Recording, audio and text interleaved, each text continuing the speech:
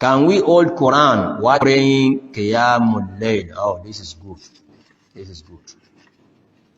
Can we hold copies of Al-Quran with the intention of following the Imam? As he reads, we also read. First thing we must know is that this was never practiced by the Prophet ﷺ. That is basic and very clear. Never did the Prophet or his companions praying behind him will hold a copy of Quran with the intention of following their Imam. They didn't do that. There is no iota of doubt in this. They didn't do it. Now, scholars said, why will you do it? The only exception why you may learn that some scholars allow it is because they saw some circumstances that may call for that. Not that it is recommended. It is never recommended. And it is not even earning you any reward. Because if it were to be, it will be done by the Prophet ﷺ or by his companions.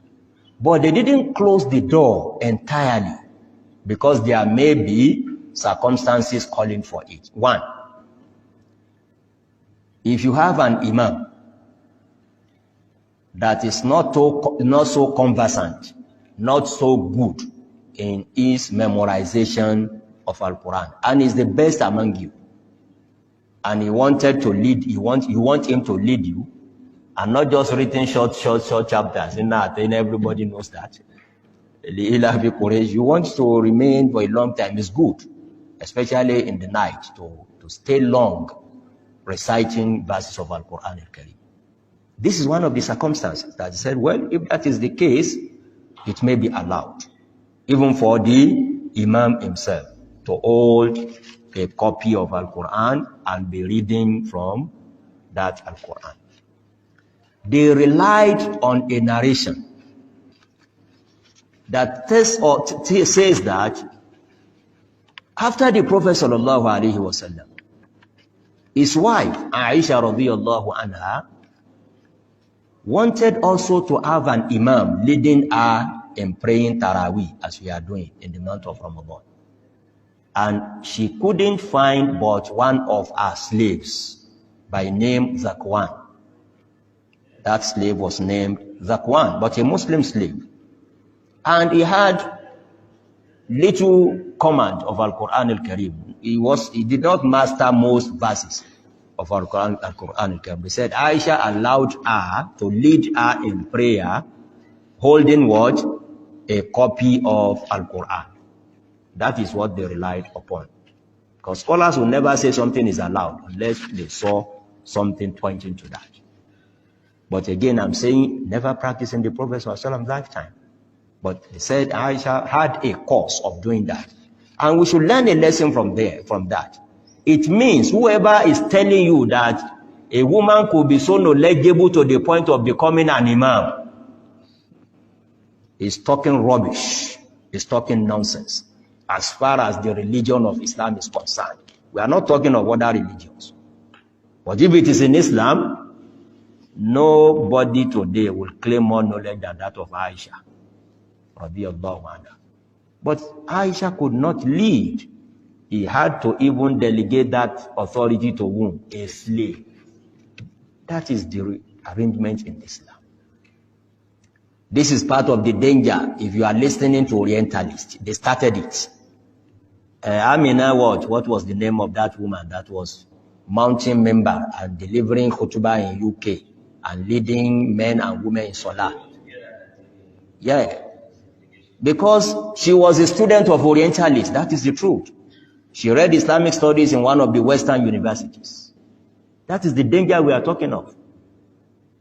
They will interpolate many strange things into our religion and claiming authority as professors, as experts in Islamic studies, in Islamic law. That's one example of what we said earlier on. If Aisha could not lead, who is that Amina that will lead today? So it's very unfortunate. So let's get back to this question. That is one circumstance that they saw that, okay, there could be reason why someone will have to hold Al-Quran. Now, building on that, some contemporary scholars built on that, okay, that was the case of an imam. What of if the imam needs someone that will correct him whenever he makes mistakes? And all those who are praying behind him are not as good in memorizing Al-Quran Al-Karim as the imam himself.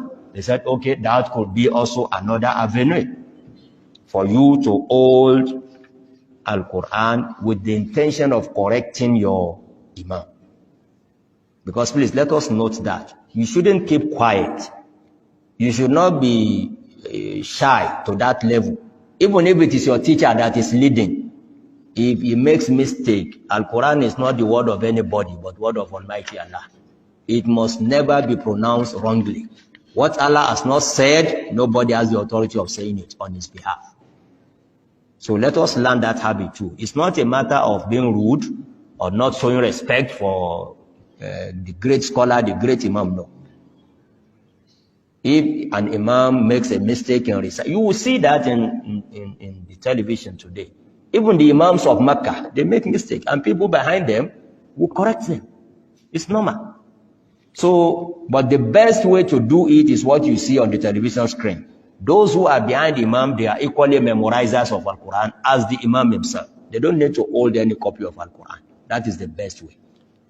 But if you find yourself in a society, in an environment wherein you are the only king, you are the only one that memorize complete Al-Quran, instead of you just fumbling and saying everything that is in Quran or not, it may even be better to find someone behind you that whenever you hear, you make a mistake, it will just read and say, no, this is. Because you know, as simple as this, if Allah says Sami'un Alim, you cannot say Sami'un Basir. It's wrong. Even though both Basir and Alim are attributes of Almighty Allah. But where he had used Alim, you cannot replace it with Basir. And we don't feel shy, I'm repeating it, at correcting the mistakes whenever we hear any relating to the words of Almighty Allah. Outside these circumstances, there is no need for someone holding Quran.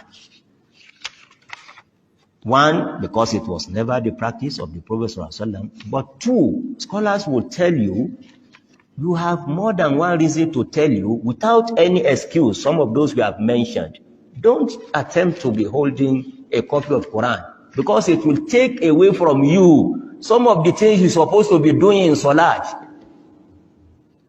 Do you realize that? There is no way you will hold Quran that you will be able to do this. You will rather do this or who tells you that? To be troubling yourself for nothing.